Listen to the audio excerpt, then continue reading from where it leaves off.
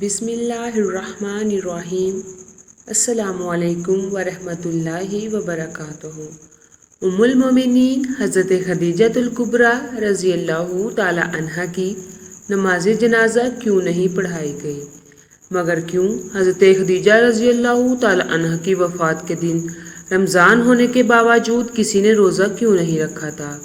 حضرت خدیجہ رضی اللہ تعالی عنہا کی وفات کے سال کو ام الحزن کیوں کہا جاتا ہے؟ یہی ہماری آج کی ویڈیو کا موضوع ہوگا، اور ہم آج آپ کو ام المومنین حضرت خدیجہ الکبریٰ رضی اللہ تعالی عنہا کی زندگی کے ایمان افروز داستان سنائیں گے۔ حضرت خدیجہ رضی اللہ تعالی عنہا وہ پہلی خاتون ہے جنہیں قرآن مجید کی روح سے سب سے پہلے ام المومنین ہونے کا شرف حاصل تھا۔ اس کے علاوہ وہ ذاتی طور پر قرآن شریف میں آپ کی اظہار و قربانی کا تذکرہ ہے۔ پیغمبر اسلام صلی اللہ علیہ وسلم سے شادی سے پہلے حضرت خدیجہ مکہ کے بہت بڑے کاروبار کی مالک تھیں۔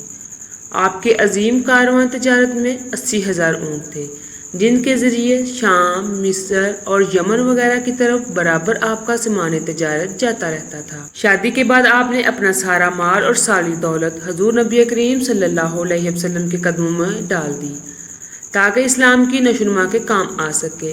ام المومنین حضرت خدیجہ الکبریٰ رضی اللہ تعالی عنہا انتہائی بافضیلت خاتون ہیں۔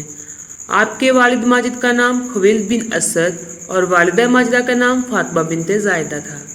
ان دونوں کا سلسلہ نسب آگے چل کر پیغمبر اسلام صلی اللہ علیہ وسلم کے سلسلہ نسب سے مل جاتا ہے، اور اس طرح آپ کی ذات گرامی حسب و نسب کے اعتبار سے اس لائق تھی کہ زینت خانہ پیغمبر اسلام صلی اللہ علیہ وسلم بن سکے۔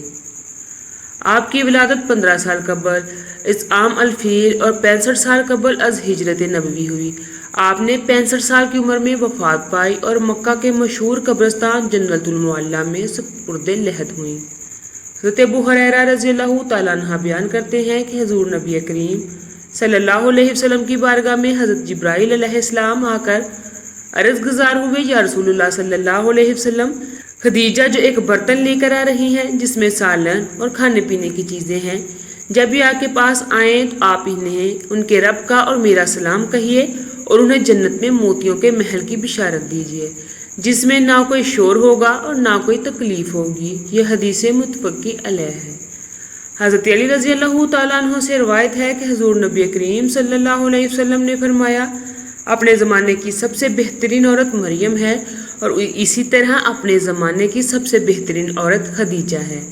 اسی طرح حضرت عبداللہ بن عباس رضی اللہ تعالیٰ عنہ فرماتے ہیں کہ ایک دفعہ حضور نبی کریم صلی اللہ علیہ وسلم نے زمین پر 4 خطوط کھینچے اور دریافت فرمایا، کیا تم جانتے ہو کہ یہ کیا ہے؟ صحابہ اکرام رضوان اللہ علیہم اجمعین نے عرض کی، اور اس کا رسول ہی بہتر جانتے ہیں۔ آپ صلی اللہ علیہ وسلم نے فرمایا کہ یہ جنت کی بہترین عورتیں ہیں، جو کہ حضرت خدیجہ بنت خویلد، حضرت فاطمہ بنت محمد، آسیہ بنت مزاحم زوجہ فرعون اور حضرت مریم بنت عمران ہیں۔ دراصل رمضان المبارک ام المومنین حضرت خدیجہ الکبریٰ رضی اللہ تعالی عنہا کا یوم وفات ہے۔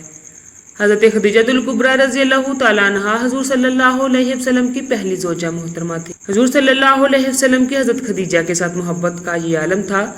ان کی زندگی کے دوران حضور صلی اللہ علیہ وسلم نے کوئی دوسرا نکاح نہیں فرمایا تھا۔ حضور صلی اللہ علیہ وسلم حضرت خدیجہ رضی اللہ تعالیٰ عنہ کے بارے میں فرماتے ہیں، تم سے بہتر مجھے کوئی بیوی نہیں ملی، کیونکہ انہوں نے ایمان لا کر اس وقت میرا ساتھ دیا جب کفار نے مجھ پر ظلم و ستم کی حد کر رکھی تھی۔ انہوں نے اس وقت میری مالی مدد کی جب دوسروں نے مجھے اس سے محروم کر رکھا تھا۔ اس کے علاوہ ان سے مجھے اللہ نے اولاد کی نعمت سے سرفراز فرمایا۔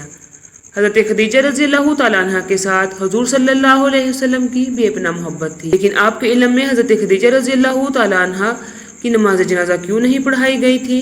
کیونکہ اس وقت نماز جنازہ سمیت 5 وقت کی نماز فرض ہی نہیں ہوئی تھی۔